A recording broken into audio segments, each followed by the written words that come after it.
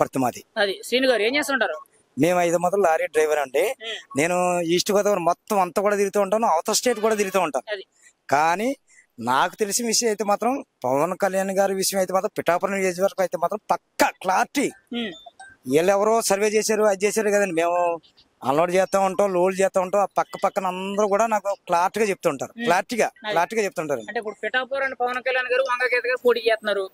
మీ ఉద్దేశంలో ఎవరికి పక్కా one side? మా పక్కా విషయం అయితే మాత్రం వంగ గీత గారు కదండి, అది బీసీనాడు అండి.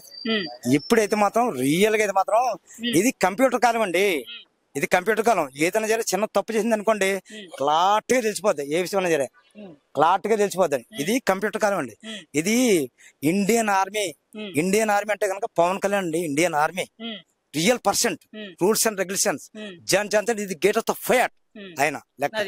ఇప్పుడు ఓపెన్ గా మరి పిఠాపురంలో పవన్ కళ్యాణ్ గారు వన్ సైడ్ గా లెగ్గారు అనుకోండి, అభివృద్ధి ఎలా ఉంటుంది అంటారు? అభివృద్ధి అయితే మాత్రం అండి ఒక్క విషయంలో అయితే మాత్రం పక్కా అయితే మాత్రం చదువుకుండే విషయానికి అయితే మాత్రం చాలా పక్కా చేస్తాడండి ఆయన. తర్వాత మాత్రం విలేజ్ గాని ఏదన్నా జరే విలేజ్ పాత పడిపోయిన విలేజ్ ని తిరిగేసి మార్చేస్తాడు ఆయన విషయం. మరి 5 ఏళ్ళు వంగగీత గారు ఎంపీ కింద, పెన్నెం దొరబాబు గారు ఎమ్మెల్యే చేశారు. అది వీళ్ళ 5 ఏళ్ల కాలంలో ఎలా జరిగిందంటారు? పెన్నెం దొరబాబు గారి గురించి చెప్తారా? నా విషయంలో పక్కా ఇది రన్నింగే కదండి. మొత్తం ఈ వ్యవసాయం లైలే కదండి. లైవ్ పెన్నెం దొరబాబు గారు ఏం చేశారు అన్నది నన్ను అడుగుతుంది. పక్కన ఇంకో 10 మందిని అడగండి, మీరు అలా చెప్తారు. రూల్స్ అండ్ రెగ్యులేషన్స్ అభివృద్ధి పరంగా ఏం లేదంటారు? ఏం లేదండి, పక్కా. ఇప్పుడు మీరు లారీ డ్రైవర్ అంటున్నారు. నేను లారీ డ్రైవర్ అండి. మీ లారీ ఈ 5 ఏళ్లలో చాలా స్టేట్లు తిరుగుంటారు, ఇక్కడ లోకల్ గా కూడా తిరుగుంటారు. రోడ్లు పరంగా కానీ, కరోనా టైంలో సార్ కరోనా టైంలో కూడా మేము తిరిగామండి. మొత్తం ఆల్మోస్ట్ అంతా కూడా తిరిగామండి. దేశం అంతా కూడా నాకు తెలుసు, ఇండియా మొత్తం అంతా కూడా తెలుసు. నేను చెప్తానండి. అది రోడ్ల పరంగా ఎలా ఉందంటారు ఆంధ్రప్రదేశ్?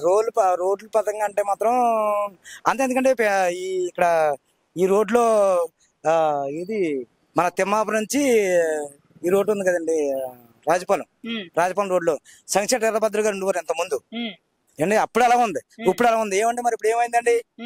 రోడ్డు కూడా వేయలేదంటారా? ఎక్కడ వేసారండి? ఎక్కడ వేసారు చెప్పండి సార్. స్టేట్ లెవెల్ లో చూసుకుంటే ఎలా ఉన్నాయండి రోడ్లు? స్టేట్ లెవెల్ అంటే కనుక ఇంత ముందు అయితే మాత్రం తెలంగాణ పాత పడిపోయి ఉండేది, మనకమ్మో డెవలప్ ఉండేది. ఇప్పుడైతే మాత్రం తెలంగాణ బాగుంది, మందైతే మాత్రం మైనస్ అయిపోయింది. అది అంటే ఇప్పుడు మన మైనస్ లో ఉంది, తెలంగాణ హైప్ లో ఉంది అంటారు. అవునండి. ఇప్పుడు చాలా మంది అంత ముందు ఒకసారి సోషల్ మీడియాలో కూడా బాగా వైరల్ అయింది ఏంటంటే, పలానా గొప్పల రోడ్లు వచ్చినాయి అంటే మనకు ఆంధ్ర వచ్చేసిందని చెప్పి బస్సులో నుండి ప్రజలు మేల్కొన్నట్టు ఒక వీడియో లాంటిది తీసి అది ప్రచారం చేశారు. అంటే గొప్పల రోడ్లు వచ్చినాయి అంటే మనం ఆంధ్ర వచ్చేసాం, మనం పేర్లు కూడా చూసుకోవసలేదని గుర్తుండేటట్టు ఒక వీడియో తీశారు. ఏంటంటే అంత అధ్వానంగా ఉన్నాయంటారా రోడ్లు? సార్ ఒక మాట సార్, ఇంతకు ముందు ఇది మాట్లాడింది అదే తెలంగాణకు వస్తే మాత్రం ఈ విషయానికి అయితే మాత్రం మాట్లాడేది అయితే మాత్రం చిన్న విషయానికి అయితే మాత్రం కేసీఆర్ మాట్లాడేది విషయమే. ఇప్పుడైతే మాత్రం పరిపాలన మారిపోయింది కదండి సార్. పరిపాలన మారిపోయింది కాబట్టి ఇప్పుడు రేవంత్ రెడ్డి కనుక 5 లెవెల్ లెక్క. ఇప్పుడు ఇక్కడ ఇదైతే మాత్రం ఇక్కడమ్మో పిఠాపురం అయితే మాత్రం నాకు కావాల్సింది అయితే మాత్రం జనసేన మా నాయకుడు మనస్ఫూర్తిగా కోరుకునేదండి. పైన ఏది వచ్చినా సరే లెక్కేసుకుంటే కనుక అది ఇది ఓటు అయితే కనుక లింక్ ఇలా తగులుకుంటది సార్. అంటే మీకు ఎక్కడ ఏం జరిగిన అనవసరం, మీకు పిఠాపురం పవన్ కళ్యాణ్ రావాలి సార్. నాకైతే మాత్రం పిఠాపురం అయితే మాత్రం పవన్ కళ్యాణ్ రావాలి. నాకు నిజంగా అయితే మాత్రం లెక్క అంతే. అది ఎంత మెజారిటీ వస్తుంది అంటారు? నా లెక్క ప్రకారంగా అయితే మాత్రం సార్ 80,000 సార్ నా పక్క, నా మనసాక్షిగా. ఇదే అండర్లైన్ చేసుకోండి సార్.